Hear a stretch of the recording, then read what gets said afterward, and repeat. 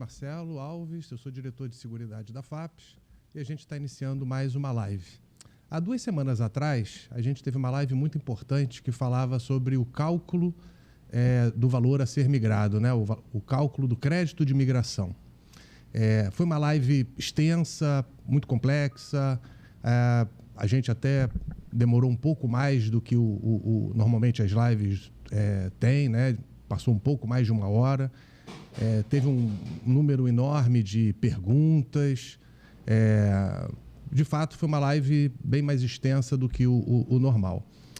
E a gente viu vários comentários, né? Como sempre, várias sugestões, elogios, críticas, comentários. E a gente percebeu, nos comentários, principalmente dos assistidos, que eles não ficaram plenamente representados em todas as nuances ali dessa live, que foi bastante extensa. Então, o que a gente pensou dentro desse espírito de conversa com a FAPES de fato, né? Da gente estar sempre interagindo, escutando, falando, passando informações, respondendo. O que a gente pensou? De fazer uma live complementar. Então, o objetivo dessa live de hoje é ser uma live complementar. A gente vai trazer novamente o assunto, né? Que é cálculo do crédito de imigração, mas hoje a gente vai direcionar, né? Para a realidade dos assistidos. E aí a gente vai aproveitar e vai trazer vai resgatar um outro assunto que a gente já conversou na live de abril, que é da sustentabilidade do PBB. Então a gente vai juntar esses 2 assuntos, porque eu acho que esses 2 assuntos eles se falam e eles estão bem atrelados ou bem envolvidos aí com a realidade de dúvidas que a gente recebe no dia a dia, né, nos Fale FAPES, a respeito são dúvidas bem focadas nos assistidos. Então, esse é o objetivo de hoje. Eu estou aqui novamente com o Rodrigo Shoa, que é o nosso gerente de atuária, e com a Mariana Sherman, que é a nossa gerente de previdência. Então, vamos começar.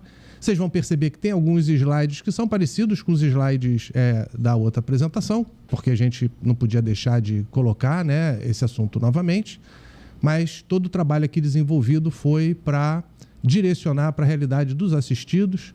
A gente trouxe também já uma série de perguntas e respostas que são também objeto, né, das perguntas que a gente recebe nos Fale FAPES, em conversas. Então, acho que a gente tem tudo aí para ser uma live bem proveitosa, né?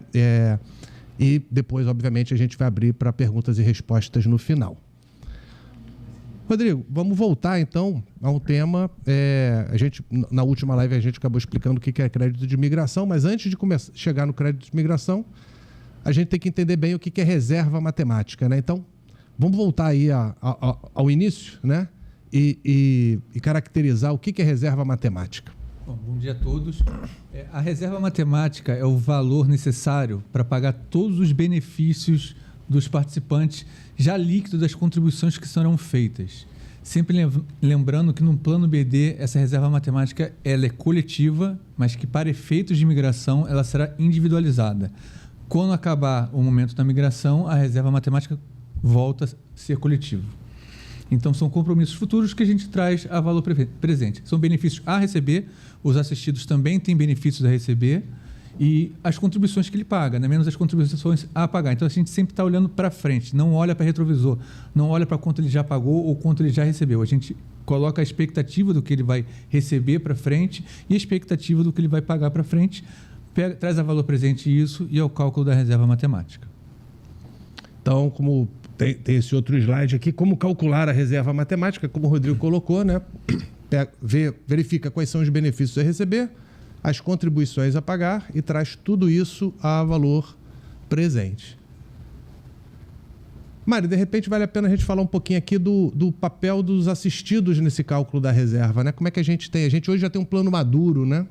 Como é que isso é caracterizado no nosso PBB? Legal, então bom dia, Rodrigo, bom dia, Marcelo, bom dia para todos os assistidos que estão aqui com a gente na live. Então, hoje os assistidos, eles compõem 48% de 56% da reserva matemática do PBB. Então, a gente já tem um plano maduro, a gente tem aí um volume aí, eles são de 60, quase 60, entre 50% e 60% da reserva matemática, a gente tem esses assistidos da composição.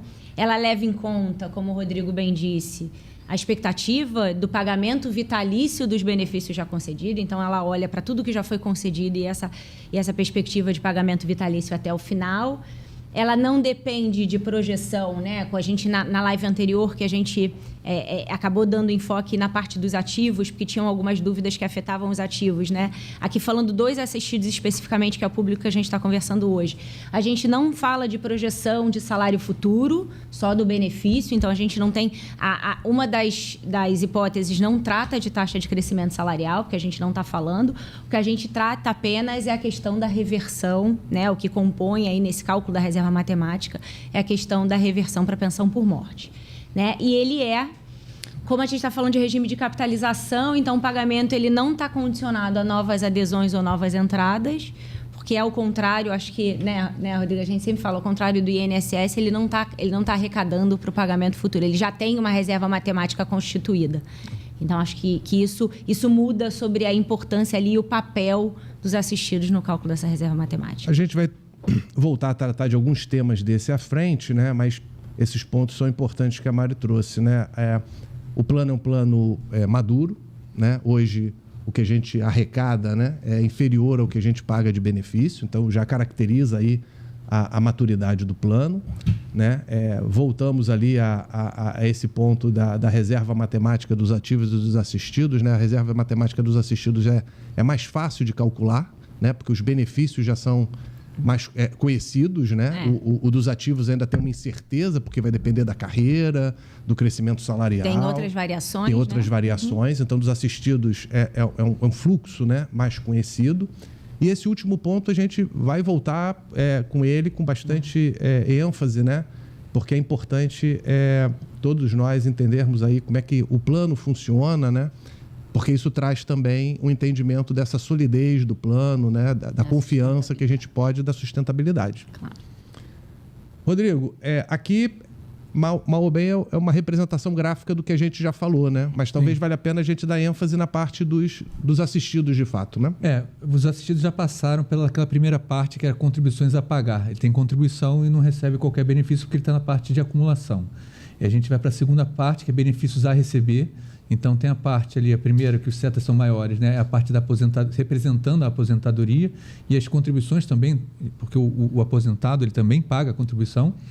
E depois a questão da pensão, na reversão de pensão. O benefício reduz, né? Porque não é 100% o benefício, ele é 50 mais 10. E também as contribuições que são feitas pelos pensionistas. Então, assim, o participante assistido ele já passou pela primeira fase e ele está na segunda parte, que é do recebimento do benefício. Deixa eu aproveitar e te fazer uma pergunta, porque isso foi objeto da outra, que às vezes deu um desentendimento, um não entendimento, né, do ponto, né? Porque a gente acaba tratando, no que respeita ali à família, né? Tem uma diferença dos ativos para os assistidos, né? Sim. Então vale a pena mostrar como é dos ativos, como é dos assistidos, para a gente ter essa certeza aí, como é que vai ser calculado. Porque tem ali uma parte, né, de benefício a receber do titular. Sim. E depois uma parte de pensão. Tem na representação gráfica, você está mostrando, né, essa diferença. E aí, como é que isso é visto para o ativo e para o assistido? Para o assistido, a gente usa a família real. Então, assim, a gente usa a idade do cônjuge. Se tiver filho recebendo benefício, a gente vai usar a idade do filho. Se tiver 3 dependentes, a gente vai calcular para os 3 dependentes. Então, a gente usa efetivamente a família do participante. Para os ativos, a gente não utiliza. A gente olha como é que é o padrão dos assistidos, a família dos assistidos, e a gente replica para os ativos. Por que isso? Porque hoje o participante ativo ele pode, por exemplo, estar solteiro, mas ele, antes de se aposentar, ele se casa e eu tenho que calcular uma reserva de pensão para ele. Então, a gente antecipa, mesmo que a pessoa não tenha um dependente, a gente já considera um dependente para fazer o cálculo e ter a construção da reserva, no caso do participante escrever lá na frente um dependente. Diferente do assistido, que não é comum ter grandes alterações quando o participante já está assistido. Então, para dar um exemplo prático assim, né? Porque quando as pessoas receberem ali o valor, elas vão, obviamente, comparar, né? Então, se eu tiver 2 assistidos que são da mesma idade, mais ou menos o mesmo salário, e um tiver dependente e o outro não, o valor da reserva vai ser diferente.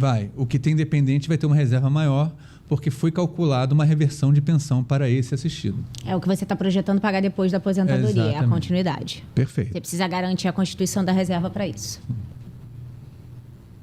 Bom, aqui é o entendimento do comportamento da reserva matemática, né? A gente mostrou na última apresentação, né, que tem um período de acumulação e um período de recebimento. A reserva matemática vai aumentando até chegar ao máximo, né, que é o valor da aposentadoria, e depois ela vai reduzindo. Fala um pouquinho, Mari, a respeito dessa fase aí do recebimento, né? E como é que essa reserva se comporta, né?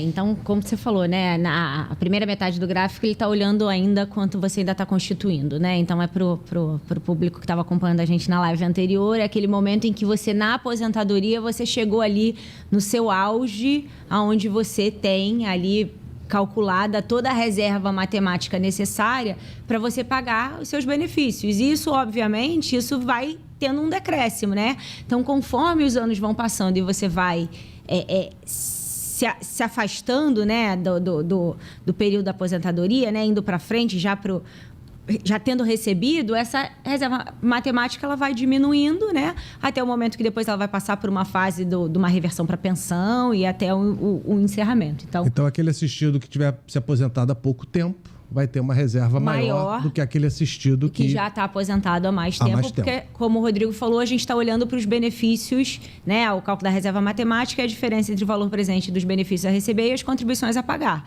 né? Quanto mais tempo ele já está aposentado, quando a gente olha para essa projeção futura, ela é menor do que quem acabou de se aposentar.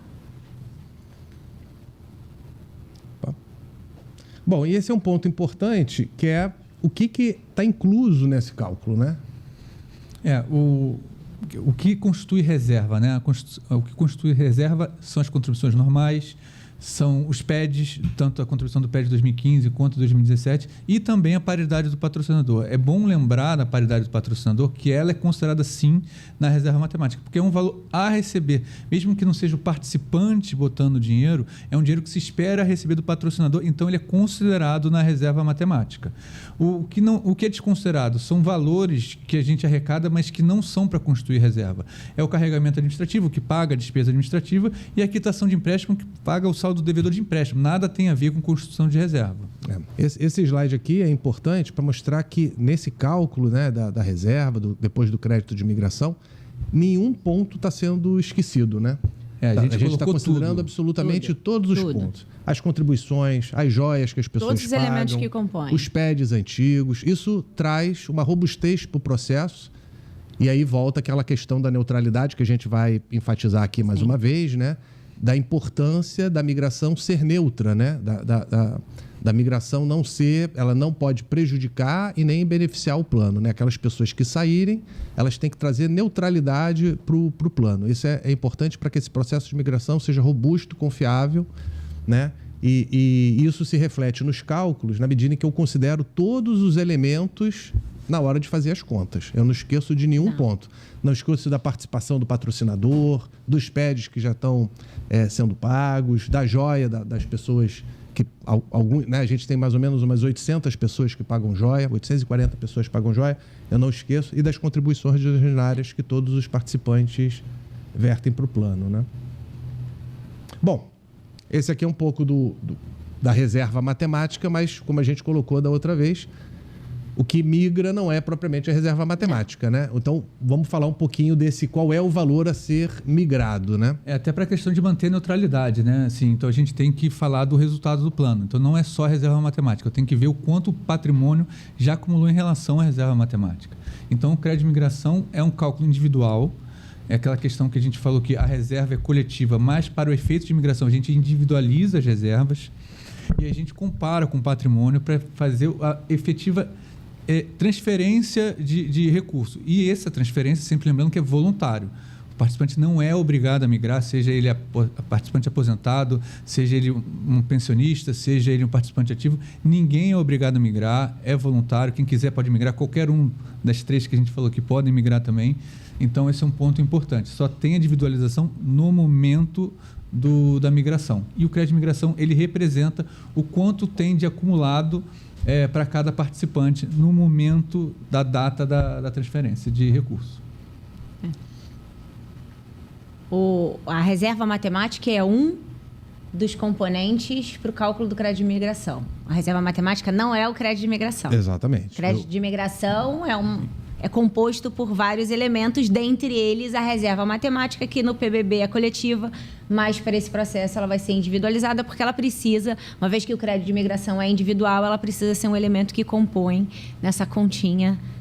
E aqui, como está nesse slide, né? Então, qual o valor a ser migrado, né? O crédito de imigração vai levar em conta a reserva matemática, que a gente viu anteriormente, vai levar em conta o resultado do PBB, ou seja, o déficit está sendo considerado, né? Não está ficando déficit no plano, por causa da migração. Cada qual que migra leva sua parcela do déficit. Sua cota parte de responsabilidade está bem distribuída. E o patrocinador também, né? Contribui ali por conta da paridade, né? Através do aporte do patrocinador. Então, assim, a gente está levando em consideração... Isso é importante, voltando novamente no ponto, né?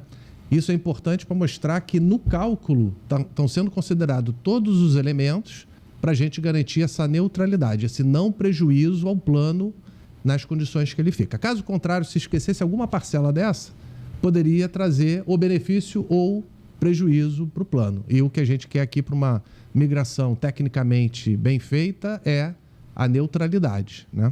E vale reforçar, desculpa, Rodrigo, vale reforçar que o aporte do patrocinador é em parcela única, né? Então, está previsto que na data da efetiva migração, a cota parte de responsabilidade da patrocinadora para compor esse crédito de imigração vai ser feita em parcela. Não vai ser feito não é parcelado, um aporte parcelado. Isso, exatamente. Como é que o participante ele entra nessa conta, né? Como é que ele vai se ver envolvido? Isso daí vai ter como consequência o valor da reserva, né? O valor do crédito de imigração é que vai ser alterado. No caso do patrocinador, ele vai fazer um aporte. É assim que cada um, digamos, acerta as suas contas com o plano, né? Então, vamos voltar aqui para destacar bem esse ponto, porque eu acho que é um ponto para ficar claro, né? Para as pessoas ficarem bem seguras disso, né? O impacto no déficit. Fala um pouquinho, Rodrigo, da questão do déficit, né? Como a gente colocou, cada participante vai levar uma proporção do déficit. Vai ser descontado uma proporção do déficit, tanto a parte dele quanto a parte do patrocinador. Então, assim, como é tudo proporcional, se 50% da reserva matemática migrar, o déficit também vai descer 50%. Ou seja, se o déficit estiver em 10%, ele vai continuar em 10%. Não vai ter um efeito de aumentar o valor ou reduzir o valor no momento da transferência, porque a gente vai fazer essa proporção certinha, então, cada um levando a sua parte, como a Mari já comentou. O déficit é proporcionalizado. Cada qual que migra paga a sua parte do déficit, como? Reduzindo o crédito de imigração, e a parte do déficit que deveria, né, a paridade é respeitada na medida em que o patrocinador também faz o aporte. E com isso a gente não traz nenhum prejuízo ao plano das pessoas que migram. Ou seja, as pessoas migrando, elas não estão deixando um déficit para trás. Cada qual está pagando... Naquele momento, ela está liquidando o pedaço dela dentro daquele compromisso. Ela tinha um compromisso com o plano. Se ela se mantivesse no PBB. Ela tinha aquele compromisso. Ela assumiu aquele compromisso, 50%, os outros 50% da patrocinadora. A partir do momento que ele migra, ele está antecipando isso, através, no caso do participante, como você falou, do crédito de imigração e da patrocinadora no aporte, para ele poder liquidar, e o que fica é proporcional às pessoas que permanecem no PBB. Exatamente. Ou seja, o déficit que fica, ele representa o déficit que cabe cada qual individualmente. Isso. Então, o efeito é neutro. O efeito é neutro. Perfeito. E com o PED? O PED é análogo ao déficit, né? Cada um vai levar a sua responsabilidade no PED, essas contribuições futuras, vai ter o aporte do patrocinador para pagar a paridade do PED. Então, o PED também ele reduz proporcionalmente aos pagamentos. Ele não é proporcional à reserva matemática, é proporcional a cada compromisso de cada um de PED.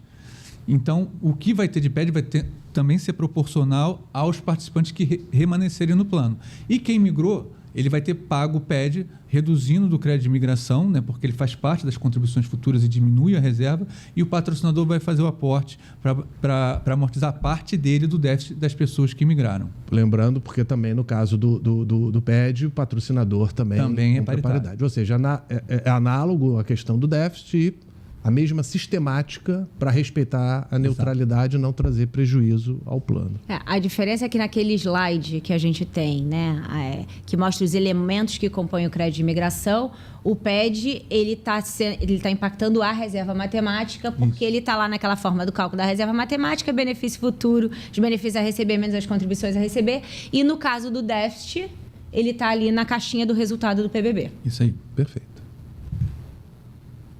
Bom, então vamos falar um pouquinho desse aporte do patrocinador, porque é importante esse aporte para garantir exatamente esse equilíbrio, né? Onde é que o patrocinador aporta? Em que elementos que o patrocinador traz esses recursos? Na contribuição dos assistidos. Então, hoje os assistidos contribuem com paridade. Então, assim como lá na fórmula da reserva matemática, eu tenho a dedução das contribuições futuras dos assistidos na reserva matemática para a composição do crédito de imigração, o patrocinador precisa aportar a sua equivalência, né? Aquilo que ele faria em contribuição se, enquanto assistido, ele permanecesse no PBB. O próprio resultado, que é a cota parte dele de responsabilidade do resultado, e dos PEDs. Então, tudo aquilo... todas as partes, as contribuições de responsabilidade da patrocinadora que ela faria enquanto PBB, né? E o resultado e o déficit que já está equacionado, que são os PEDs de 2015 e 2017, eles vão ser aportados através de parcela única do patrocinador. Rodrigo, tem um detalhezinho aí que é bem sutil, né? Quando fala de contribuição dos assistidos, a gente está falando de contribuição dos assistidos que estão assistidos e já está em benefício. Dos futuros assistidos, né? Enquanto assistidos, né? Quando eles se tornarem assistidos, a gente considerou isso também. Isso, assim, para simplificar, é bom às vezes dar um exemplo para ajudar a gente na conta, né? O participante que recebe R$10.000 e paga de contribuição R$500, a paridade dos R$500 pela patrocinadora. Então, na reserva, considera um benefício de R$9.000, né? Eu tirei as duas contribuições de 500. Se eu desconsidero essa contribuição de assistido, o participante que migra, ele vai ter um benefício de 9.000, porque a reserva estava considerando 9.000. O aporte da contribuição dos assistidos é exatamente para não reduzir o benefício do participante, ele continuar recebendo 9.500. Isso. Então, mais uma vez, esse aporte é importante para garantir essa questão da neutralidade. Quando a gente fala ali de contribuição de assistido, a gente está considerando a contribuição dos assistidos, que já quem fazem já hoje, está em benefício, e de todos os ativos que no futuro vão ser assistidos, e também já está aquela previsão daquele fluxo de pagamento. Então, tudo está sendo considerado para que não haja qualquer desequilíbrio no plano com esse movimento da migração. Acho que de forma resumida, o que a gente está falando aqui é tudo aquilo que tinha de compromisso que aconteceria se o plano, né, numa continuidade as pessoas permanecessem no PBB. Então, todos os compromissos de ambas as partes vão ser antecipadas, por assim dizer, né? Vão ser trazidas a valor presente, vão ser antecipadas, porque se ele tivesse continuado, ele teria aquela continuidade. Como ele não tem, ele antecipa os compromissos, né? Tanto direitos quanto deveres para fazer essa migração. E a gente não está deixando nenhum elemento de fora dessa conta. Importante. Muito bem. Vamos falar um pouco, então, de sustentabilidade do PBB, porque eu acho que é um assunto que tem a ver, porque a gente está falando de migração, está falando de cálculo de reserva, e como isso afeta, né, eventualmente, o resultado do plano, né, a solidez do plano. E um ponto aqui, a gente já tratou desse assunto a respeito de sustentabilidade, né, mas é um ponto que a gente percebe que sempre traz ali uma dúvida, né, uma preocupação por parte...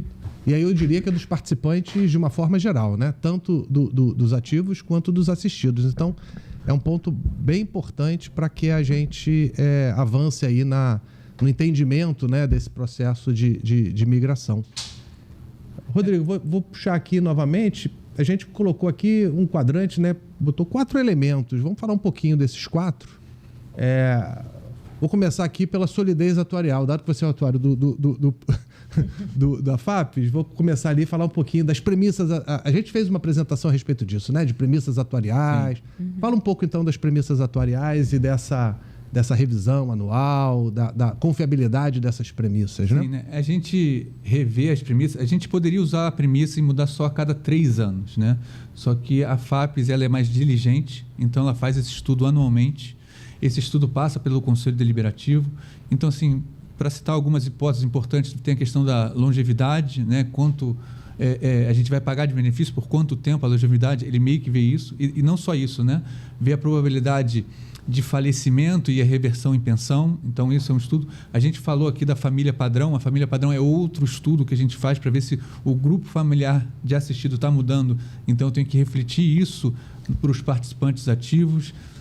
Crescimento salarial, a taxa de juros talvez seja a hipótese, talvez não, a taxa de juros é a hipótese mais importante. A taxa de juros representa o que eu espero de rentabilidade para o plano. Então, sempre buscando o equilíbrio. O plano, todo plano de previdência não busca nem superávit, não busca superávit, busca o equilíbrio. E talvez por isso que seja tão difícil, né? Porque você tem que pagar os benefícios, então tem que ver a questão da liquidez. Aí a gente já está entrando ali na questão do... Quando fala da hipótese, entra na governança, né? Assim, a gente já está na segunda peça do quebra-cabeça. Também na governança tem a questão dos ativos, né? Que está ali a gestão de investimento, porque para você pagar esses benefícios, há uma estratégia de investimento que também passa por governança. A questão, a gente falou aqui do passivo, a gente pagar mais de benefício do que recebe de contribuição. Isso tem que ser refletido na estratégia de investimento, porque ele tem que ser um patrimônio líquido suficiente para pagar esses benefícios. Porque se fosse ao contrário, eu não precisaria, porque a contribuição seria suficiente já para pagar os benefícios. Então, todo esse ponto, a questão de o quanto tempo você vai pagar os benefícios, atualmente, né, a gente tem projeção de pagar benefício até 2113, né, para as pessoas terem ideia de quão longo é esse pagamento de benefício. Então, a estratégia de investimento tem toda essa incerteza até 2113. E a solvência e sustentabilidade é exatamente casando, né, a solidez atuarial, a gestão de investimento com a governança, né, e a gestão, para ter a solvência e a sustentabilidade financeira. A sustentabilidade financeira não olha só a parte atuarial, nem só a parte de investimento. Ela olha o casamento das duas coisas. Então, a gente trouxe aqui esse quadrante, né, porque eles vão se complementando, e esse é um ponto importante para a gente entender onde estamos hoje, né? O recado que a FAPES gostaria de passar é esse. O PBB é um plano sólido, bem estruturado. Mas essa não é a percepção, a gente escuta isso tanto dos ativos quanto dos assistidos, essa não é a percepção dos participantes. Por isso que a gente traz isso com bastante ênfase para dar essa tranquilidade para todos, né? Porque a gente sabe disso e talvez por vários motivos, né, foi sendo... criado essa percepção de uma insegurança, né? Então, ocorreram PEDs, né? Tinha toda a questão da insegurança, da incerteza, né? Por conta dos desdobramentos que depois foram sanados do acordo com o TCU. Isso tudo hoje traz um ambiente que a gente pode afirmar que, em relação às premissas atuariais, como o Rodrigo colocou, elas são bem estruturadas, estão bem aderentes, né? As premissas são vistas por todos os órgãos de governança, mas a primeira fase é o atuário externo do plano, que é Ernst Young, de revisar essas premissas constantemente e dizer que elas estão aderentes à nossa realidade, né? Depois tem toda a parte de governança, transparência e custo administrativo controlado.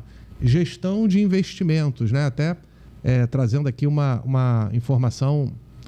que o nosso diretor de investimento tem passado aí com bastante ênfase, né? Que nos últimos 20 anos a FAPES trouxe de rentabilidade 160% do CDI. Ou seja, a gente sempre tem que falar de longo prazo, né? Porque, por questões de curto prazo você tem movimentos ali de conjuntura econômica, etc. Mas um plano de benefício tem que olhar o longo prazo. Nos últimos 20 anos, e as pessoas sabem a dificuldade de se bater o CDI, né? Bons fundos têm uma dificuldade de bater o CDI. A FAPES, nos últimos 20 anos, conseguiu produzir 160% do CDI. Então, tem uma gestão de investimento eficiente, né? Em várias gestões que já ocorreram, várias diretorias que já passaram pela FAPES, todas produziram esse resultado, né? E quando a gente olha ali equilíbrio de ativos e passivos, é o que o Rodrigo estava colocando. Mas tem desequilíbrio? Sempre tem. O plano nunca vai estar zerado, né? Ele sempre vai estar em volta, mas... Até porque as premissas podem mudar. Hoje, a expectativa de vida que a gente utiliza é de 86 anos. assim, a expectativa de vida que se equipara aos melhores países com maior expectativa de vida, são 86 anos. Espanha, Mônaco, são 86 anos. E é uma tábua conservadora. É uma tábua conservadora. Mas isso não quer dizer que a gente não vai alterar a tábua lá na frente se tiver que mudar a tábua lá na frente. A gente está olhando exatamente para isso. Esse é o teste que se faz anualmente para ver se as premissas estão aderentes, né? Exatamente. E por isso que a FAPES, eu acho que sai na frente quando a gente olha para o mercado, exatamente pelo fato dela fazer esse estudo anualmente, né? Hoje a legislação prevê a cada 3 anos o estudo de hipótese, né? Então ele teria uma validade de 3 anos, por assim dizer. Mas você pode acontecer muita coisa em 3 anos. Então, para ser bem, como você falou, né, Rodrigo? Para ser bem diligente, fazendo a cada ano, você consegue acompanhar muito próximo essas oscilações. Por isso que o impacto, que é um dos pontos ali da solvência da sustentabilidade financeira, que é a ausência de déficits significativos. Né? É exatamente por conta desse acompanhamento próximo. E um outro ponto, né, que a gente acabou de rodar o nosso LM, né? Que é o LM, né?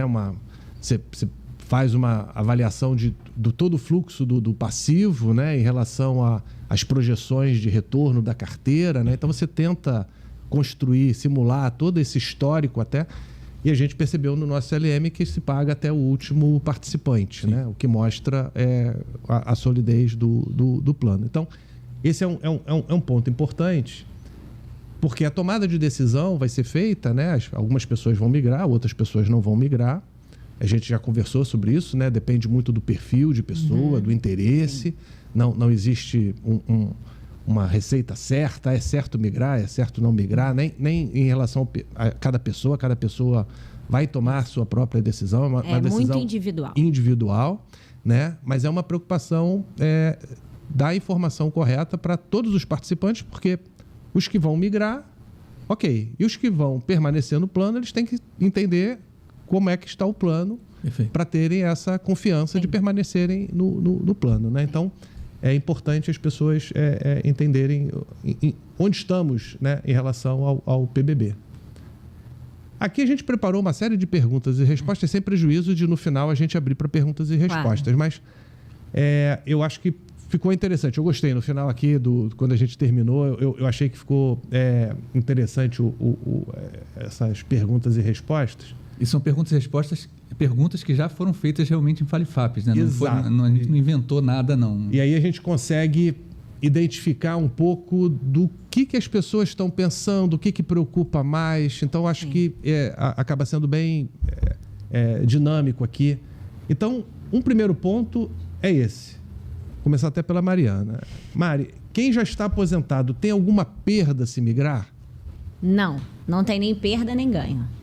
Ele é só um modelo diferente.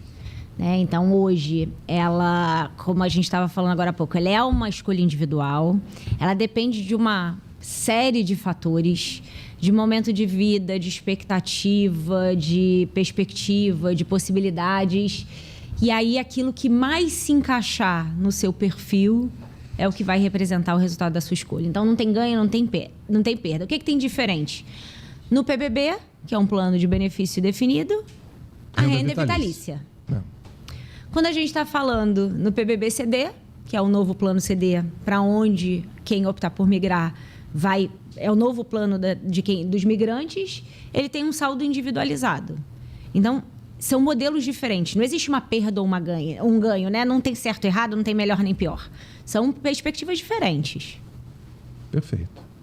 E aí no BD, uma vez o benefício extinto, né? O compromisso do plano com o participante se extingue. E no caso do CD, aquele recurso é da família, né? Aí você entra nas características diferentes de plano. Então você tem olhando para o assistido, né? Da forma do assistido, né? O que mais impacta está no benefício. E aí quando a gente fala de planejamento sucessório, o plano BD, ele tem aquela reversão em pensão durante também o período vitalício, para aqueles que estão previstos no regulamento. E quando a gente está falando de um plano CD, aí a gente já está falando do planejamento sucessório, e a gente já está falando que nenhum recurso fica para o plano. Porque no BD é coletivo, né? E no CD recebeu mais ou recebeu menos, faz parte daquela grande cesta. No CD não, é individualizado. Muito bem. Rodrigo, posso mudar de ideia após migrar? Não. Não, assim, a decisão é revogável, é retratável, não pode, assim, você decide naquele momento se vai migrar ou não. Não pode, até pode se arrepender, mas não vai adiantar nada, porque a pessoa não vai poder voltar. Então, assim, se a pessoa quiser permanecer no plano, ok, ela pode permanecer no plano, mas ela não vai poder migrar depois para o PBCD. E se a pessoa quiser migrar, também não tem problema, mas depois ela não vai voltar para o PBB. Então, por isso que a gente dá todas as informações, todas as características para as pessoas tomarem a melhor decisão para a sua situação. Então, e sempre falando, assim, a gente é repetitivo nisso, mas acho que vale a pena falar que cada situação é uma situação. Então, a pessoa tem que olhar, então para todo aposentado a situação é melhor fazer isso, para todo ativo é melhor fazer aquilo. Não. Cada um tem que olhar a sua situação, a sua perspectiva. É óbvio que conversar é importante, mas olhando de forma individual, né? Então, Um resuminho rápido aqui. Quais são as vantagens de migrar e qual a vantagem de permanecer no PBB? Eu vou falar da de migrar e o Rodrigo vou deixar para o Rodrigo permanecer. Bom, então, como a gente estava falando, né? Quando a gente está falando da migração para um plano CD, a gente está falando de um saldo individualizado com flexibilidade na gestão. Então, a gente vai falar de perfil, né? A gente vai ter uma live para falar só sobre o novo plano. Mas a gente vai falar de perfil de investimento, a gente vai falar de formas diferentes de recebimento, de antecipação de benefício, né? Então, eu posso resgatar um pedacinho da minha reserva de forma antecipada. Então, você tem uma flexibilidade maior, uma autonomia maior na gestão, né? Quando a gente está falando, né, de novo, no caso do falecimento, o saldo remanescente, ele fica para os dependentes inscritos na ausência dele, né? Podem ter os indicados, na ausência tem ainda os herdeiros legais. Então, assim, nenhum recurso acumulado, né? Seja na migração, né? E aí a gente está falando do crédito de migração, além de, enfim, eventuais aportes que mesmo como assistido você pode fazer. Se você quiser crescer a sua reserva individual, nenhum desses recursos fica para o plano. Ele é individual e ele vai ficar para alguém, né? Seja para um beneficiário inscrito, um dependente necessário, um indicado ou um herdeiro legal. E tanto a forma do recebimento, né? Como eu falei, eu quero receber um percentual, quero tirar um pouquinho todo mês, eu quero receber durante um período, eu quero receber durante 20, 30 anos, eu quero fazer uma antecipação, eu quero fazer um saque, eu quero fazer um pouquinho de saque agora, um pouquinho depois. Então, tem uma flexibilidade ainda maior. Então, eu acho que essas seriam as principais vantagens para quem optar por migrar para o PBB-CD. Para quem vai permanecer no PBB é o benefício vitalício, então a pessoa não precisa ficar preocupada se está acabando. Se o dinheiro vai acabar ou não. Então fica mais fácil. A responsabilidade é compartilhada, né, com o patrocinador. Esse é um ponto importante. Esse é um ponto importante. Em casos de déficit, o patrocinador... No primeiro, o risco atuarial fica todo com o participante. No segundo, o risco atuarial é dividido. Isso. E é um modelo, principalmente, falando de assistido, né, é um modelo com maior previsibilidade, porque o benefício já foi calculado e ele vai receber aquele benefício até o falecimento e sabe também que vai ter reversão em pensão lá na frente. Então, é um modelo com maior previsibilidade, né, que o participante, principalmente o participante assistido, ele pode se organizar melhor porque ele já sabe o quanto ele vai receber. Enquanto no plano CD, esse benefício ele pode ser volátil de acordo com o acúmulo de saldo. Só acho que o ponto que vale a gente falar aqui em relação à responsabilidade compartilhada, quando a gente está falando do plano CD e a gente falou sobre para fazer uma equivalência ao risco atuarial, que hoje ele é compartilhado, né? Então o déficit, por exemplo, o PED, né? Que já é o déficit que está equacionado, 50% é do participante, 50% é da patrocinadora. Quando a gente está falando de plano CD, não existe déficit no plano CD, né? O que existe como a gente está falando de um saldo atualizado com base no retorno dos investimentos diretamente associado ao perfil de investimento escolhido. Então, no caso, né, de um cenário em que você tem uma eventual perda ou um crescimento menor do que o esperado, ali faz parte do jogo, é como um investimento, né? Como um fundo de investimento. E é por isso, por conta dessas características, que não tem propriamente um melhor ou um pior. Sim. Existem pessoas que vão se interessar por algumas características e outras vão preferir, vão se sentir mais confortáveis em outro plano. Agora, vamos reforçar alguns pontos aqui que a gente já comentou, né? Quem migra paga todo o déficit ou ele fica com quem permanece no PBB? Na verdade, nem uma coisa nem outra, né? O déficit é rateado proporcionalmente. Então, assim, quem migra ele não vai pagar todo o déficit. porque tem o aporte do patrocinador. E quem permanece também, como houve o abatimento do déficit no crédito de imigração, também quem permanece não está pagando o déficit. Então, assim, é tudo proporcional, é neutro. De novo, né? Assim, tem coisas que eu acho que vale a pena a gente ser repetitivo. A neutralidade do processo de imigração. Se o déficit aumentar no futuro, essa é para Mari. Se o déficit aumentar no futuro, quem migra terá que arcar? Não, porque quem migrou ele já vai estar em outro plano, num plano de contribuição definida, que não tem déficit, não tem previsão. Um eventual desequilíbrio no PBB no futuro, né, ele vai ser apurado com base em quem ficou, então ele não está olhando todo, ele não volta lá para trás para ver todo mundo que estava, então ele fica, né, só quem migrar, ele vai custear o que já tem apurado no momento da migração. O futuro, ele é rateado ali entre patrocinador e quem fica. Eu vou até... A gente fala muito de déficit, né? Mas já ocorreram casos aí em fundos de superávit. E aí o superávit, por sua vez, também é só das pessoas que ficaram. Ficam. Isso já ocorreu em outros planos, né? Que as pessoas... Sim. Fundação Itaú Unibanco tem isso. As pessoas saíram... Previ já teve. Aí o fundo que ficou superavitário e as pessoas quiseram eventualmente voltar, né? Então, assim, quando a pessoa migrar... a gente fala em déficit, planos, mas é resultado, né? Resultado. O resultado é da massa que permaneceu no... São planos que vão ficar isolados e não se comunicam mais, né? Não. Quem pagou o que era a sua cota-parte no momento da migração e quem ficou continua com a sua responsabilidade sobre o resultado pela sua continuidade no plano. Não há vasos comunicantes. É isso aí. Perfeito. Bom, quem permanece no PBB, porque a gente falou de sustentabilidade, né? Então a gente fala, o plano é sustentável, o plano é sólido, a gente pode confiar no plano, né? A quem permanece no PBB terá seu benefício garantido? Sim, nada muda. Assim, quem permanecer no plano vai ter o mesmo benefício, o mesmo valor, corrigindo pelos mesmos índices, no mesmo momento, tudo vai se manter. Lógico que a gente vai apurar resultados ao longo do tempo, mas o benefício vitalício está garantido. Não muda nada. A dinâmica permanece de um plano BD, que você tem que revisar, se o resultado muda, se melhorou, piorou, mas o benefício vitalício está garantido. Eu acho que eu me enrolei aqui. Bom, um ponto importante. A gente fala muito de neutralidade, mas vamos entender um pouquinho isso, né? A decisão dos outros afeta o meu benefício? Não.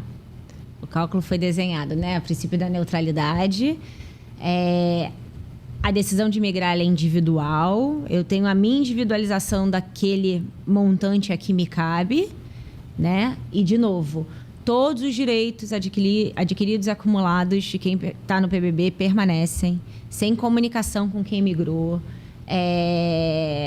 Eu tenho os descontos na migração, né, como a gente falou antes, da antecipação de todos os meus compromissos futuros que eu teria se eu continuasse. Então, eu estou fazendo uma antecipação, seja através da parte do patrocinador, através do aporte, seja da parte do participante no desconto do crédito de imigração. Então, não afeta. A proporção do déficit com a paridade também é respeitada. Então, de novo, é o princípio da neutralidade.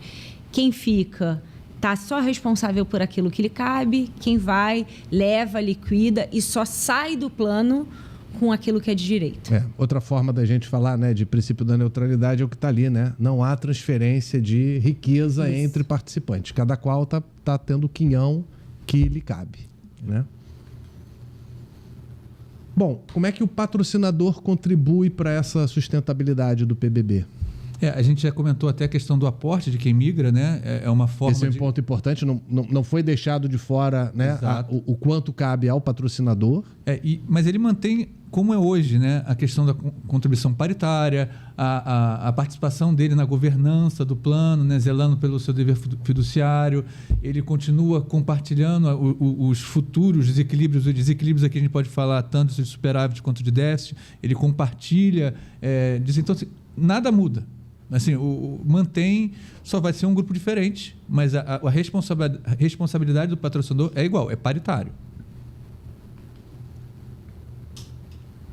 Esse é um ponto bem interessante da gente trazer, né? A migração está sendo oferecida porque o PBB está com problemas, e aí eu já trago assim, um pouco de reflexão, né? Porque assim, o nosso plano, né? O PBB, ele foi um dos últimos a ser fechados, né?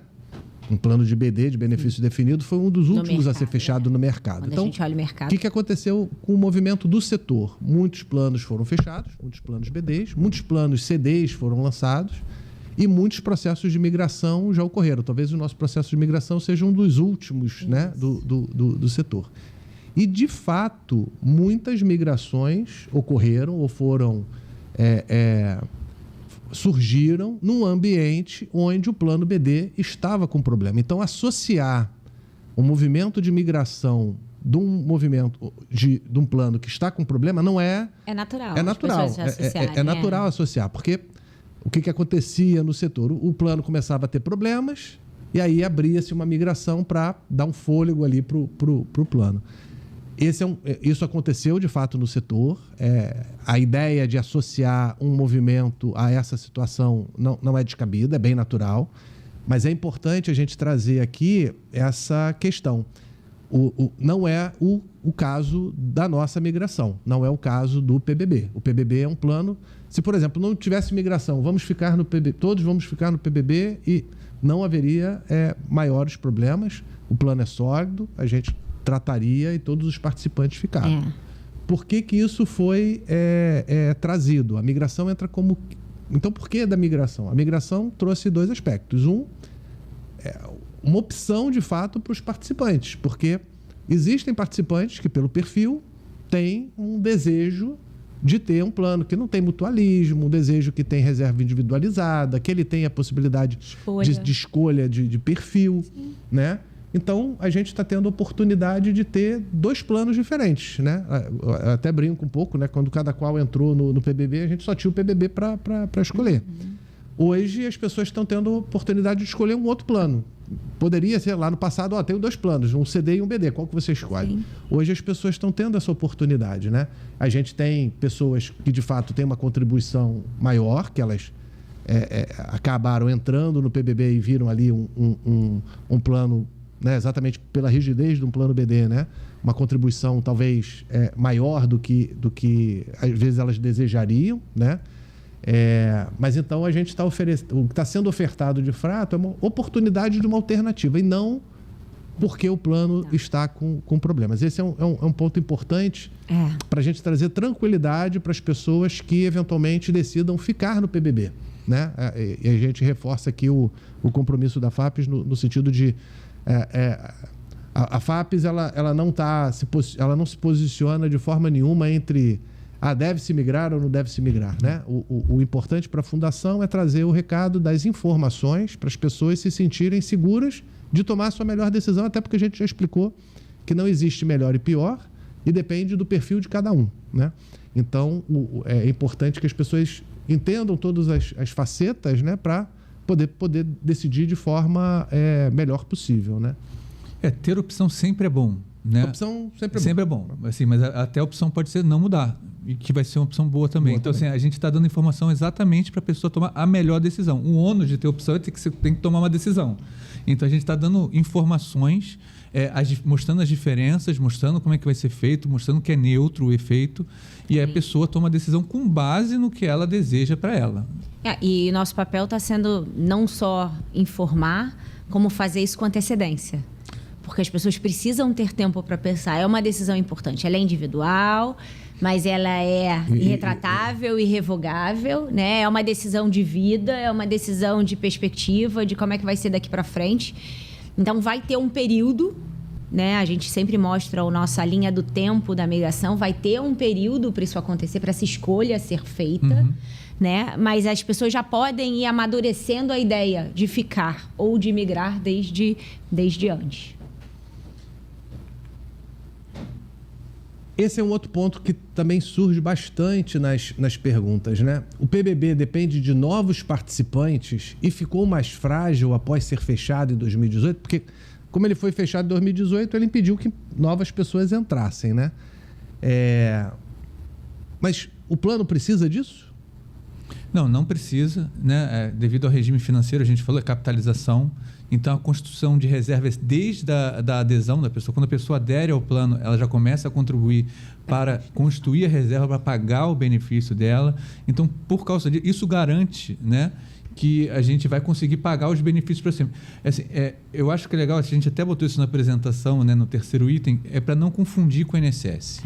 Porque há o INSS é o mais conhecido, né? Assim, é um modelo que todo mundo sabe, e no INSS há um pacto geracional. Quem está empregado paga pelo benefício dos aposentados e dos pensionistas. Mas porque não é um regime de capitalização, ele é um regime de caixa. Então, você só tem uma questão do fluxo de caixa, não tem uma constituição de reserva matemática, não tem uma constituição de patrimônio para pagar. O que tem diferente do PBB. O PBB tem essa preocupação de calcular uma reserva matemática, de construir uma reserva para todos, é coletivo, então são para todos os participantes. Então, não precisa ter novos entrados para que ele seja sustentável. Esse é um ponto que o pessoal às vezes confunde muito, até por conta da dinâmica do INSS, Sim, né? É muito comum essa confusão. E aí vem aquela ideia, né, de pirâmide, né, que eu preciso de novas pessoas entrando para manter a sustentabilidade. Quando eu fecho o plano, a gente até na live que a gente fez de sustentabilidade, naquela ocasião a gente trouxe o João Marcelo, né? O João Marcelo estava sentado aqui, depois o Leonardo também veio, né? E o João Marcelo até comentou a respeito disso, né? De vários planos que já estão fechados há bastante tempo e que tem uma sustentabilidade financeira exatamente por conta dessa constituição da reserva, do regime de capitalização. Aqui é um pouco a mesma ideia, né? Só que talvez com a eventual saída dos ativos mais jovens compromete, porque entrar novo não vai entrar porque já está fechado. Mas e a eventual saída desses participantes? Se a gente olhar os ativos migrando, né? Os ativos migrando, pessoas mais jovens saindo, isso vai comprometer o PBB? Não, porque o valor ele é proporcional à reserva matemática.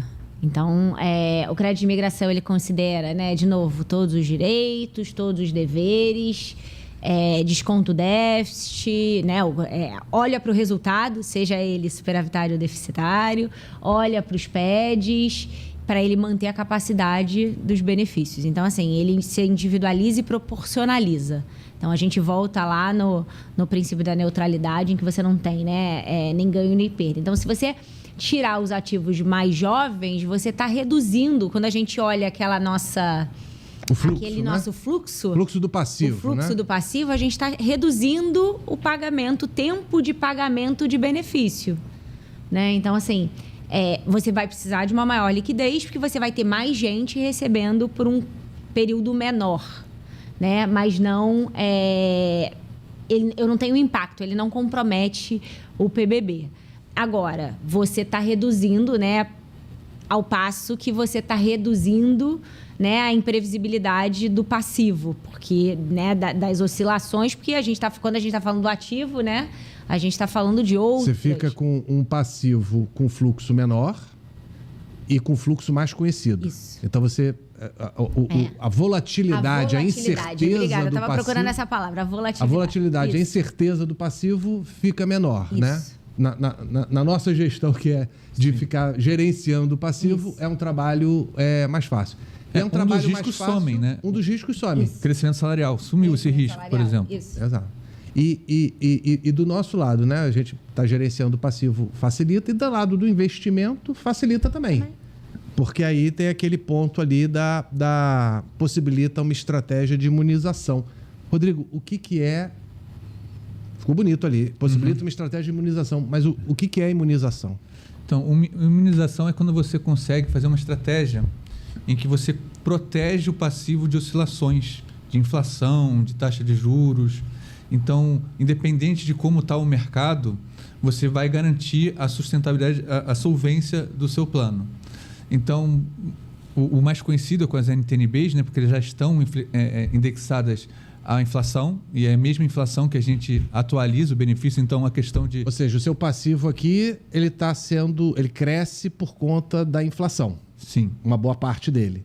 quando você compra títulos que você também está indexado à inflação, de alguma forma você está casando E está crescendo igual. e está crescendo igual. Então, Um não está crescendo mais que o outro. e com isso você garante uma estabilidade, porque ambos estão tendo um comportamento... Que é o equilíbrio que todo mundo procura. Sim. E como tem renda, tem os juros em cima desse título, você também está reduzindo o seu risco atuarial aqui em relação à taxa de juros.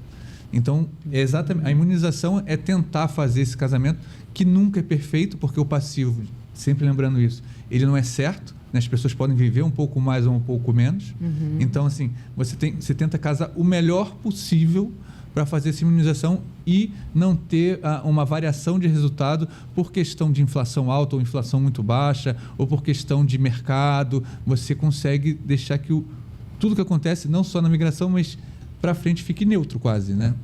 O perfeito é isso. E essa é uma grande diferença do BD e do CD, né? Porque no CD, exatamente por isso que no CD cada participante tem a possibilidade de escolher o seu perfil. E no BD isso não ocorre, porque o trabalho do diretor de investimento é exatamente conhecer esse passivo e tentar administrar uma estratégia de investimento que case... Então, ele não pode deixar que cada participante estabeleça. Ele tem que olhar o coletivo e trabalhar para tentar casar esse passivo com o ativo. Essa imunização não é obrigatória, mas ela é largamente utilizada no mercado porque é uma estratégia vencedora, né? Então, assim... De diminuir volatilidade, de diminuir risco, né?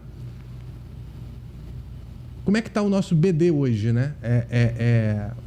Ele está imunizado? Isso aí tem sido feito? Então, parcialmente, né? Assim, até porque, como a gente comentou, o nosso fluxo de passivo vai até 2113. A gente não tem nenhum título público que vai até 2113. Então, a gente não tem como. Hoje é impossível. Já é difícil normalmente, né? Mas para o nosso caso ele é impossível, porque o nosso pagamento vai muito além do título público mais longo. Então, a gente não tem como imunizar totalmente o plano. Então, salvo engano, o último título, o maior vencimento é até 2060. Né? Então, assim, a partir dali a gente não tem como imunizar. É impossível imunizar depois de 2060. Então, hoje se a gente já tivesse metade do fluxo imunizado. A gente tem por volta de 70% da carteira de investimento imunizada, né? Então, que é bem representativo. E o que dá segurança, a gente está falando de robustez, isso traz robustez independente da migração. Aquilo que a gente já comentou. Mas ninguém migrou, a gente tem que pagar a passiva 2113. A gente vai continuar mantendo a estratégia de imunização e a gente vai mantendo essa robustez.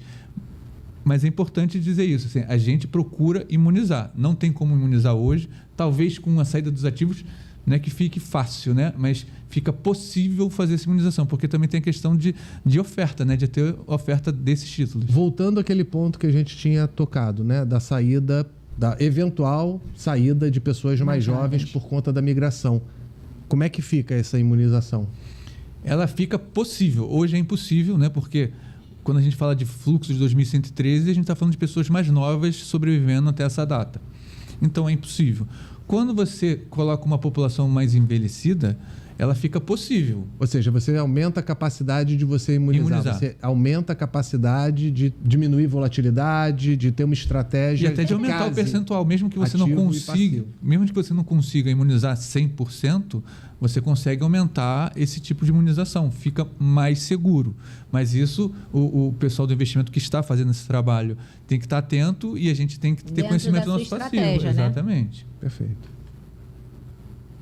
Bom, a gente falou aqui muito de sustentabilidade, de equilíbrio do plano, mas aí vem uma pergunta. Bom, então, já entendi. O plano é sustentável, equilibrado, sólido, então não vai ter mais PED. Não existe possibilidade de ter mais PED.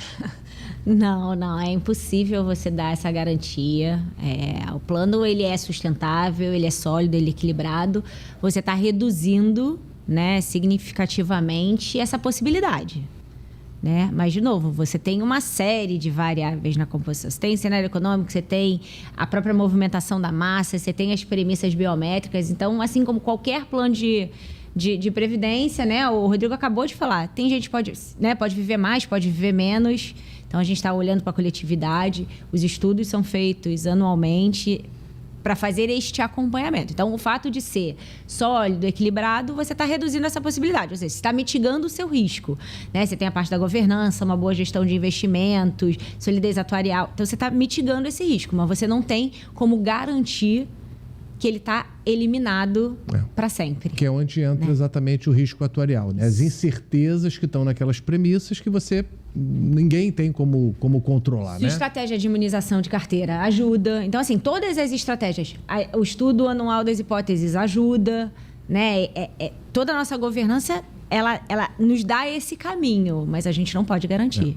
De fato, então, faz parte da dinâmica do plano BD. O papel da fundação é tentar mitigar ao máximo os riscos do passivo. Isso. Tentar maximizar ao máximo a gestão de investimentos. Mas é reconhecer que dentro de um plano BD você não consegue eliminar todos os riscos que são inerentes ao próprio plano. Por isso que você pode dizer que o plano é sustentável, é sólido, é equilibrado, mas dentro da própria dinâmica de planos de benefício definido, pode ocorrer desequilíbrio que pode gerar plano de equacionamento. Fora os fatores externos, né? Vamos dar, por exemplo, por hipótese, né? Falando aí o exemplo da Covid, que veio uma pandemia, e aí quando a gente olhava, todo mundo falando, então a gente teve ali um volume expressivo, né, de falecimentos, mas também você teve um público que se cuidou mais, então ao passo que se cuidou mais, você tem já relatos de aumento de longevidade, né? E, enfim, fugiam um pouco ali das expectativas dos planos de previdência, então... Acho que dá para dar isso como exemplo. Perfeito. Bom, e aqui como mensagens finais, então, antes de entrar na parte de perguntas e respostas, né?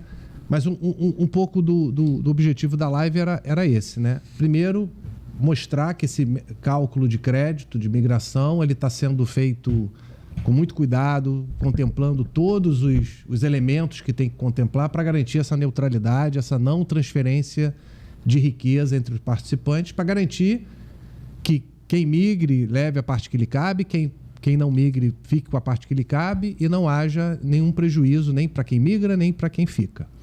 Né? A gente está se esforçando o máximo aqui para trazer esse processo controlado, transparente, vai ter auditoria desses valores, de todo esse processo. Sim. Né? Com a participação de atuários externos, escritório de advocacia externa, governança da FAPES, governança do BNDES, passando por SEST, Previc, enfim, todo o cuidado em relação à parte de governança. Essa mensagem que eu acho que sempre vale a pena colocar, porque a gente entende, né, e percebe, né, que o participante tem essa dúvida, né, por muito do que já foi dito, muito do que já foi comentado, mas a gente sempre reforça que o BD é um plano sólido, é um plano sustentável, né? Apresenta equilíbrio atuarial estruturalmente, né? E tem uma boa gestão tanto da parte dos passivos quanto também na parte de investimento. Então, para trazer uma tranquilidade, né, para aqueles eventuais participantes que decidam ficar, né? E aí desmistificar aquela situação, não, é migração, então é porque o plano está ruim, aí criar uma migração, não é o que está acontecendo. Então esse recado é importante de ser trazido. E o recado de sustentabilidade pós-migração, né? Mas então vão sair eventualmente vai sair gente mais jovem, vai sair os ativos, e isso vai trazer problema para o plano? Também não. E aí a gente até trouxe aqui, eventualmente, até uma ideia, até o contrário, né? A gente vai ter mais possibilidade de casar fluxo de ativo com passivo, de modo a trazer menos volatilidade, menos incerteza e deixar o plano ainda mais robusto, né? E aí, obviamente, trazendo boa parte dessa estratégia de imunização foi feita recente, né? Quer dizer, essa tentativa de casar os fluxos, isso é permanente da fundação. Mas boa parte desse aumento, né, de títulos públicos na carteira foi feito também por conta que o mercado permitiu, né? Hoje a gente tem taxas de juros em IPCA bastante significativas em termos de cotação e permitiu também essa estratégia de imunização com taxas bem atrativas, né? Vou passar então, gente, para aqui a gente encerra. E antes de falar do calendário das futuras lives, eu vou trazer aqui algumas perguntas dos participantes. O Alex está perguntando se durante esse período de migração podem ser acrescidos dependentes. E aí, eu acho que a gente já pode considerar, Rodrigo, que eventualmente tem assistidos e ativos também que estão assistindo a live, né? Então, acho que na resposta a gente pode falar de uma forma geral, né? A questão de dependente, não tem como não deixar a pessoa de incluir o dependente, né? Porque nasce um filho, você vai falar, não pode inscrever o filho, assim, fica meio complicado até pra gente. Mas um ponto importante, até que dia que a pessoa pode... Quer dizer, ela sempre vai poder inscrever, mas até que dia que vai ser computado... Sensibilizar. Vai sensibilizar até a data do cálculo da migração. Então, a gente está trabalhando com 31 de janeiro. Então, até 31 de janeiro, né, nesse cenário que a gente está desenhando, nessa expectativa, a gente vai considerar no cálculo. Depois disso, não vai entrar a reserva de dependente no cálculo. Não sei se todo mundo lembra da última live, o que aconteceu? Em algum momento, a gente tem que parar e tirar uma fotografia da situação cadastral para fazer esses cálculos, né? E aí isso já é normatizado, né? A própria Previc já estabelece. Isso. A gente não sabe que dia a Previc vai aprovar.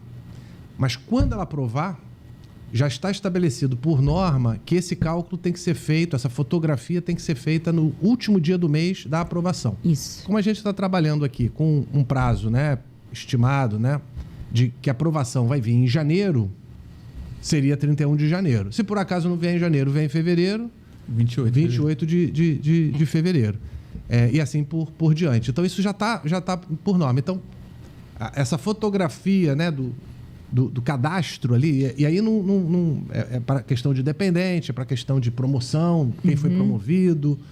Tudo isso vai valer no momento. Você tira a fotografia da sua base cadastral para você começar a fazer os cálculos de individualização da reserva matemática, né? Então, você vai calcular a reserva matemática individual para calcular o crédito de imigração. Então, você precisa de uma fotografia, né? Como você falou. Então, assim, não é que o Alex não vai poder escrever depois do dia 31, mas para fins de apuração, para que aquele dado cadastral sensibilize o cálculo do crédito de imigração, né? Até a data do cálculo, como o Rodrigo bem lembrou, que na nossa expectativa, no cronograma que a gente está planejando, que é a nossa intenção, é 31 de janeiro. O André Luiz Monte, ele pergunta qual é a data que a FAP está trabalhando para disponibilizar o simulador. Eu já até aproveito a tela que está ali. No dia janeiro de 26, a gente tem ali a apresentação do simulador. Né? A gente vai, de novo, né? No nosso cronograma a gente tem um período para opção, mas a gente de forma antecipada, já no início do ano ali ainda, né? Janeiro, início de fevereiro, a gente vai disponibilizar a ferramenta que já é para os participantes assistidos ou ativos, enfim, para todos aqueles que quiserem já começar a olhar um pouquinho e, enfim, e fazer uma simulação, brincar um pouquinho com os números para ajudar nesse processo decisório. E a ideia é já antecipar, porque aí a gente está tentando antecipar ao máximo tudo, né? A migração é só ano que vem, mas a gente já está conversando esse ano para trazer as informações para as pessoas já se sentirem tranquilas em relação a esse movimento. E essa questão do simulador é a mesma coisa. A gente oferece ele em janeiro, que aí a migração dentro do nosso cronograma, ela só vai ocorrer de fato, a opção, começando em maio. Vai ser maio e junho. Então, a pessoa já tem janeiro, fevereiro, março, a gente abril, imaginando para tirar ali, todas as dúvidas. A gente está imaginando ali entre fevereiro e abril ele brincar com as simulações. No período que a gente abrir em maio, né, nesse cronograma estimado, ele vai poder continuar fazendo simulações, mas aí, a partir dali, ele já tem uma segunda etapa, que é o do processo de decisão. Aí ele tem toda uma jornada eletrônica para fazer essa tomada de decisão. Rodrigo, o Alex, ele tem outra pergunta aqui, que é em relação aos PEDs. Os atuais PEDs serão descontados a valor presente ou continuarão sendo descontados mensalmente? No crédito de imigração, ele vai ser descontado a valor presente. Mas mensalmente, ele vai ser descontado também como uma contribuição qualquer. O PBB ele não vai parar por causa da migração. Ele vai seguir. Então, os benefícios vão ser pagos como os benefícios estão traçados, as contribuições serão feitas. Então, assim, o PED vai ser cobrado mensalmente. No cálculo da crédito de imigração, que a gente traz a valor presente esses valores. Talvez assim... Não sei se a pergunta foi essa, né? Talvez... Eu fiquei na dúvida se ele está falando do crédito de imigração ou se ele está falando do dia a dia dele. Mas assim, quando a pessoa... Se eventualmente a pessoa migrar no plano CD, não tem badge. No plano CD não tem joia. Não. Então, essas contribuições, elas desaparecem. E não tem contribuição de assistido. Também não tem é contribuição importante. de assistido. Eu já estou dando um spoiler para a próxima live, que é das características do plano, mas... Não tem contribuição de assistido, então... E até por isso que elas são descontadas da reserva. Exatamente, porque elas não têm no movimento seguinte, né? Mas fazendo um gancho para o que o Rodrigo falou sobre a continuidade, né? Quando a gente tira a fotografia lá na data do cálculo, que na nossa expectativa é 31 de janeiro... A partir de 1º de fevereiro, a vida continua. Os assistidos continuam recebendo seus benefícios, continuam fazendo seus pagamentos, pagando suas contribuições. Sim. Isso tudo vai sensibilizar o valor final, que vai chegar no plano novo, né? Esse é um ponto, Mari, que você trouxe que é super importante, né? Assim, tudo está sendo feito para que não haja descontinuidade nenhuma, né? Então, por exemplo, as pessoas que são ativos, se elas eventualmente migrarem, elas continuarão contribuindo. Uhum. Os assistidos hoje já recebem benefício. Uhum. Então, se eles migrarem, no mês seguinte, eles não vão receber pelo PBB, mas já vão receber pelo novo plano CD. É uma continuidade. É uma continuidade, não tem nenhum risco de ninguém precisa se planejar, vou guardar uma reserva aqui, porque eu vou ficar alguns meses nesse período de migração sem receber meu benefício. Isso não há esse risco. Uma vez que no mês que o PBB não pagar, porque a pessoa migrou, já começa a receber no plano na forma CD. escolhida. E quem quiser se aposentar no meio do caminho, pode se aposentar no meio do caminho também. Assim, o plano continua. É só a foto que é feita em janeiro. O Melvin está trazendo uma pergunta aqui que já apareceu muitas vezes aqui, né? Que é a questão da portabilidade. Né? Ele pergunta, olha, numa eventual migração para o CD, como depois posso buscar a portabilidade para outra instituição? Aí vamos por partes, né? Porque a gente tem que tratar 2 grupos diferentes. Tem o grupo dos ativos e o grupo dos assistidos. Assistidos não têm direito à portabilidade. Então, mesmo que ele migre, ele não vai conseguir portar esses recursos para um outro plano. Então, uma vez recebendo benefício pelo plano, ele tem a continuidade do benefício mesmo que ele migre de plano. Isso. Ele não pode. Ele continua sendo um assistido. Isso. Ele não pode portar. Assistido não. Isso não é regra do PBB. Isso não é regra do PBCD. Isso é não chega a ser uma lei, mas é uma resolução externa. Então, assim, a gente tem que respeitar essa e não pode ter nenhum instituto. Não pode ter autopatrocínio, não pode ter BPD. Você falou a palavra boa aí, instituto, né? Quais são os institutos e quando eles são usados? Sempre quando se desliga do patrocinador. Isso, então... O empregado ativo se desliga do patrocinador antes de se tornar elegível à aposentadoria. Então, a pessoa se desligou do patrocinador, no caso do BNDES, né? Aí ela passa a ter direito aos institutos. Isso. Né? São dois de permanência, que é quem quer continuar no plano, que é o benefício proporcional diferido do BPD e o autopatrocínio, e aqueles em que você encerra o vínculo, que é você resgatar com a antecipação do imposto e a portabilidade. É um instituto, isso, que é quando a pessoa se desliga do patrocinador. Isso. No caso do assistido, ele não tem... Ele já está em gozo de benefício. Ele já está em gozo de benefício, ele não teria essa possibilidade de portabilidade. Até o empregado que é elegível a se aposentar, ele não pode fazer a portabilidade. Quem é elegível, ele não tem direito ao instituto. Né? E aí a gente vai para o segundo, né, que a gente falou dos assistidos e o ativo. O ativo, a gente meio que respondeu no assistido, ele vai poder portar? Vai. Mas, para isso, ele vai ter que se desligar do BNDES sem estar elegível ao benefício de aposentadoria. A partir do momento em que ele adquiriu o direito a receber o benefício ou já está em gozo de benefício, ele não pode fazer a portabilidade, o Instituto da Portabilidade. Ou seja, a portabilidade poderia ser feita por algum ativo, não assistido, mas um ativo, e que ainda não estivesse elegível para a aposentadoria. Desde que desligado do BNDES. Isso. Ele, enquanto ativo, migrei. Eu sou ativo, continuo trabalhando, ele só vai ter se ele tiver o término do vínculo empregatício e não estiver elegível. O Evandro, ele pergunta aqui, como fica o aporte do patrocinador no caso dos autopatrocinados? Também será em parcela única? Bom, o banco sempre vai fazer o aporte em parcela única. Mas vamos para a primeira pergunta. Como fica o aporte do patrocinador no caso dos autopatrocinados? A gente vai fazer metade. A parcela do participante, o que ficar de autopatrocinado e se tiver alguma responsabilidade para o patrocinador, será cobrado do patrocinador. O André Luiz pergunta: o valor do aporte do patrocinador será disponibilizado por assistido? Todos os aportes a gente vai disponibilizar no simulador que a gente vai apresentar. A gente vai mostrar a composição do que é aporte do patrocinador e o que sai do patrimônio do PBB. Isso é um ponto importante. Quando aparecer ali, né? Vão ter dois momentos aí que são importantes, né? Esse primeiro, que é da fotografia, quando a gente tira, e depois lá na frente, quando vai ser a opção. Quando a pessoa entrar lá em maio no sistema para a opção, ela vai ver qual é o valor real que é do crédito de imigração. E esse valor vai estar por parcelas. Toda a composição, item por item, para a pessoa verificar cada uma das parcelas, o que compôs aquele valor de... Ele vai ter o resultado do crédito. Ele vai ver o resultado do crédito de imigração. Meu crédito de imigração é 1 milhão. Ele tem lá aquele resultado. Como a gente chegou nesse 1 milhão? Tem a reserva matemática, tem a parcela do patrocinador, tem o resultado do PBB, tem outros débitos e créditos eventuais. Então, a gente está falando de eventual débito de contribuição. Ou seja, os participantes todos vão poder identificar essas parcelas que a gente está comentando aqui. Sim.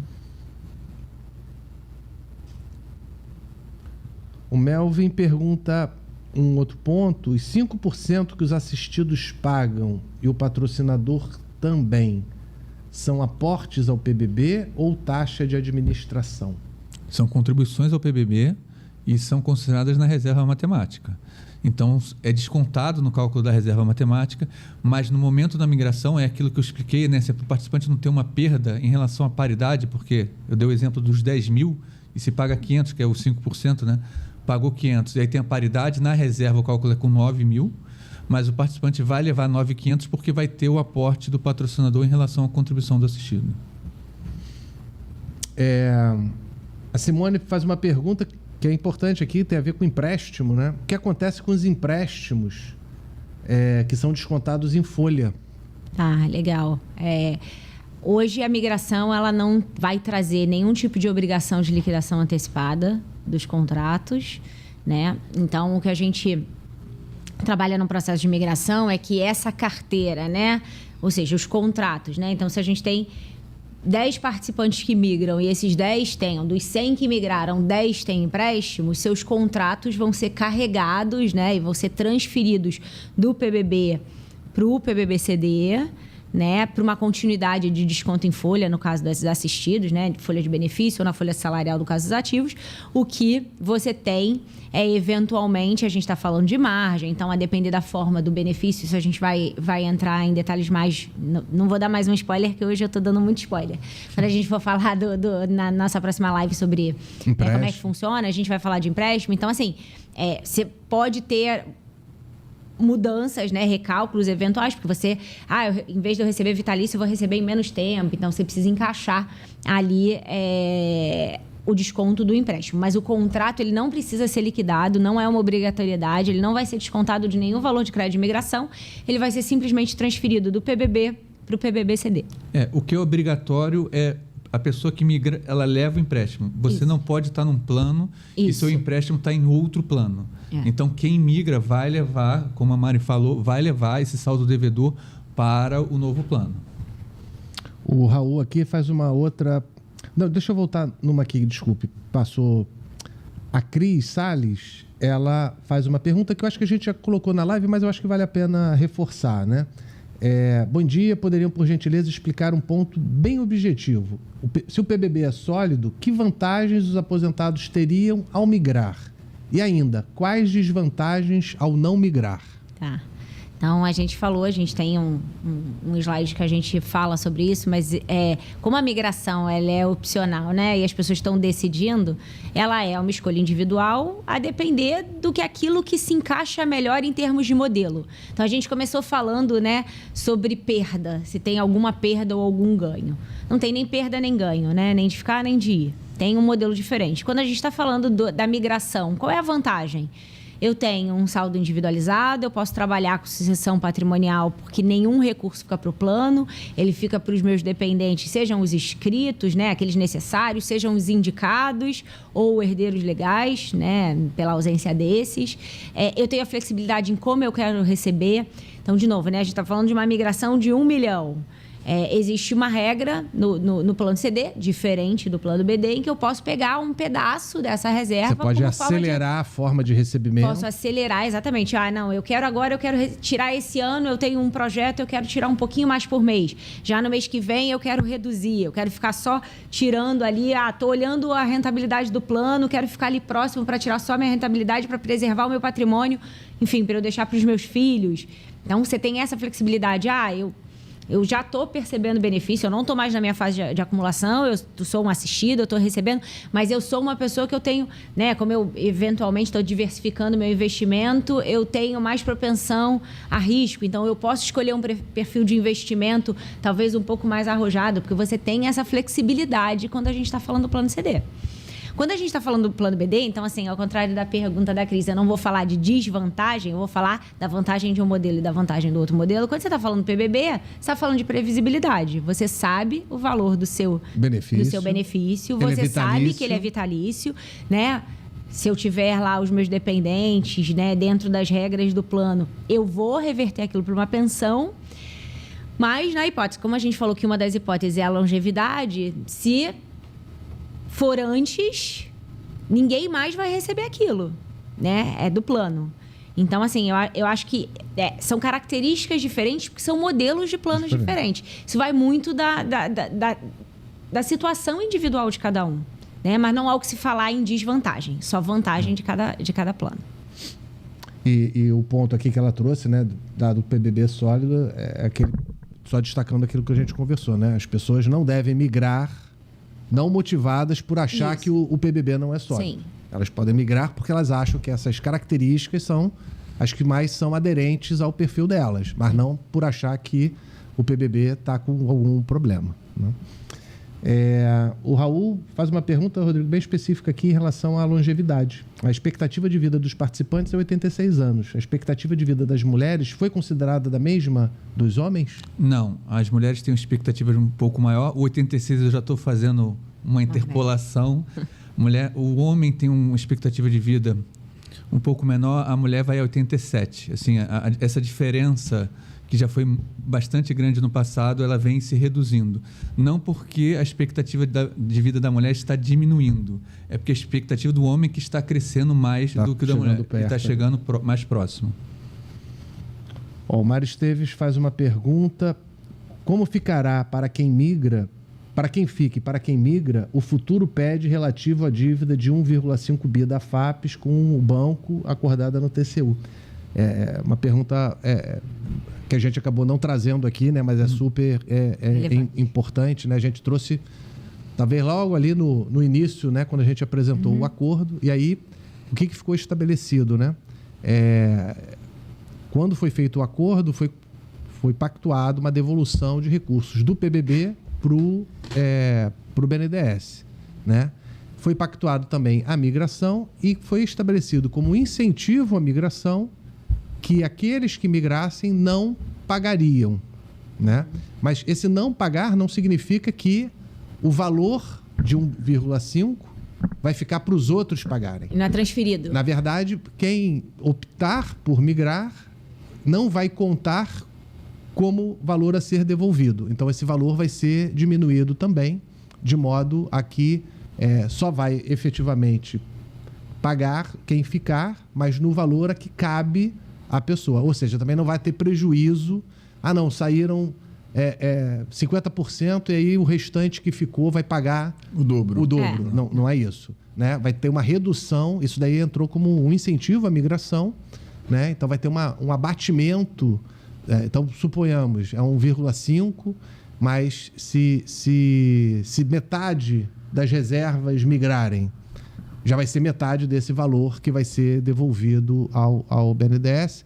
E aí ainda tem um outro aspecto, né, que a gente tem que considerar, que foi negociado um prazo para ser pago e as condições com que esse prazo vai ser pago. Então, assim, até no acordo a gente chegou a comentar o impacto real desse valor em relação ao valor presente que ele representa no plano, né?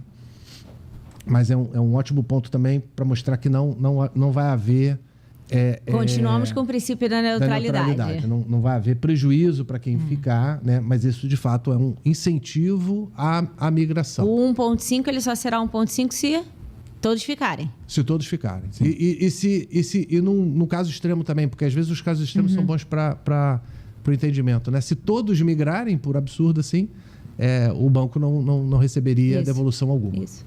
Né?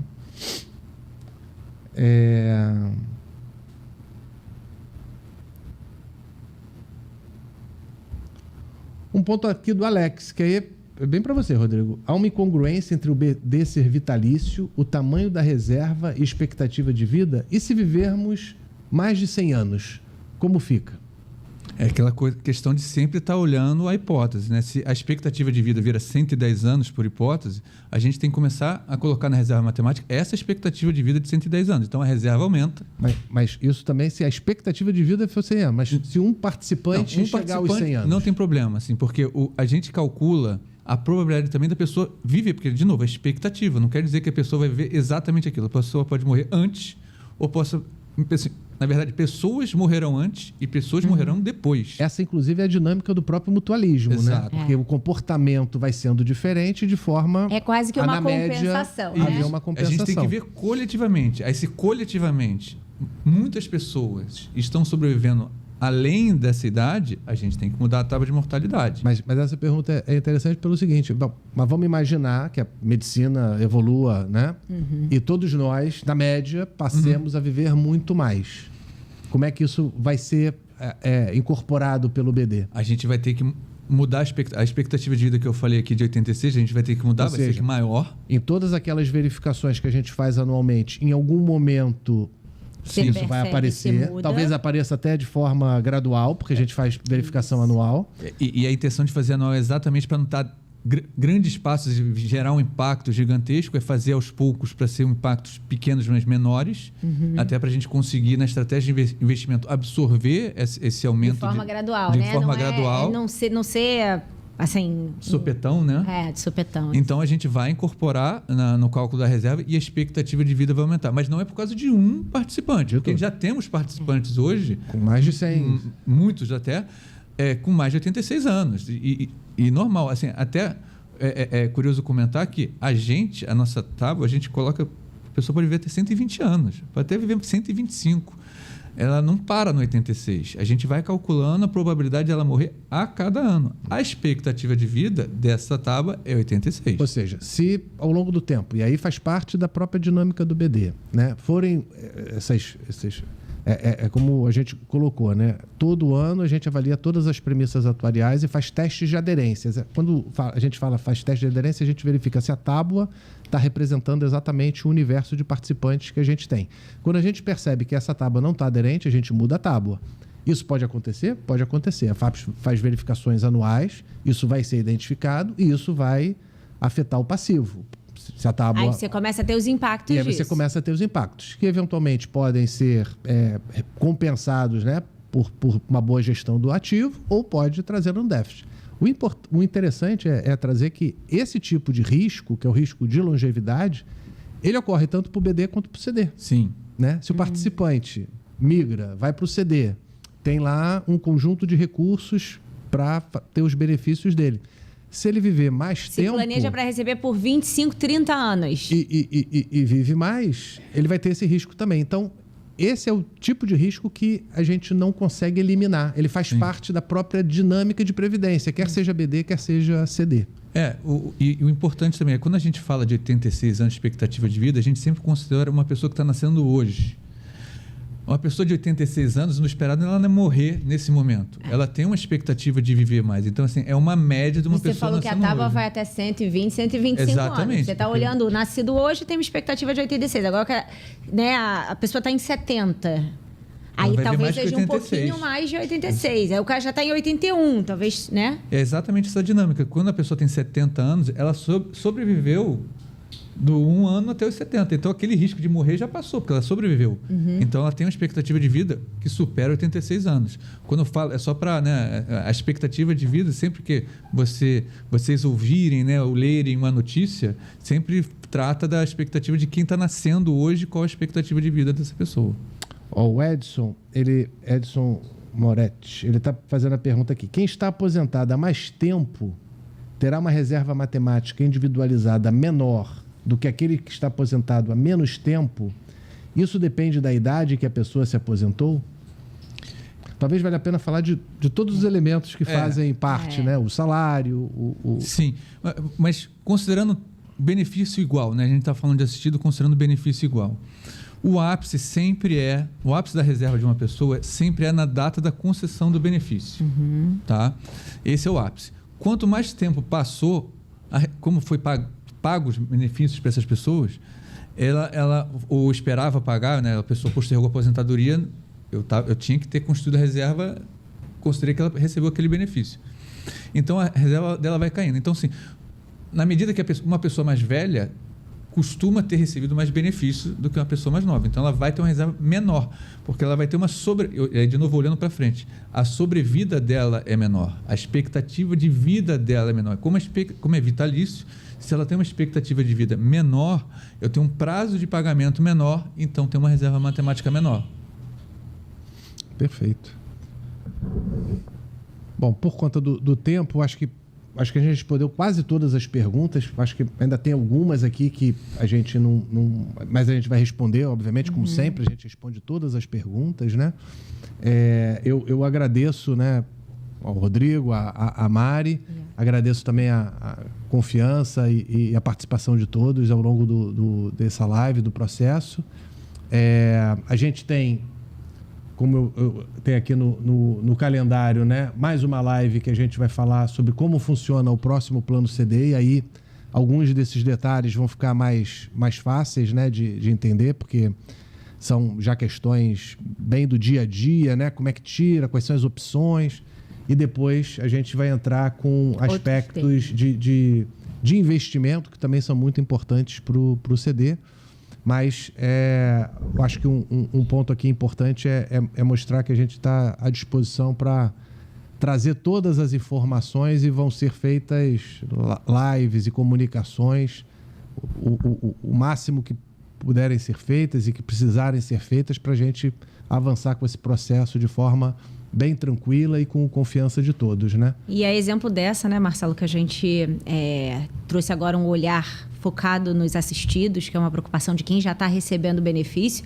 Mesmo esse calendário a gente vai adaptando, porque vão surgindo dúvidas, vão surgindo temas. A gente vai vendo que a preocupação de um pode ser a preocupação de mais. Então, cada live, além do nosso headset, a gente vai trazendo mais conteúdo. E aí é super importante essa participação de todos, porque a gente, né, quando a gente recebe os comentários, os feedbacks, né, a gente acaba tendo oportunidade de ir ajustando essa rota. Porque no final do dia, todo esse conjunto, né, esse esforço da Fundação é para que os participantes, de fato, se sintam bem confortáveis aí com essa tomada de decisão. É uma conversa. Tem as duas mãos. Bom, gente, eu agradeço aí mais uma vez a participação de todos e até a próxima live. Um abraço. Um abraço.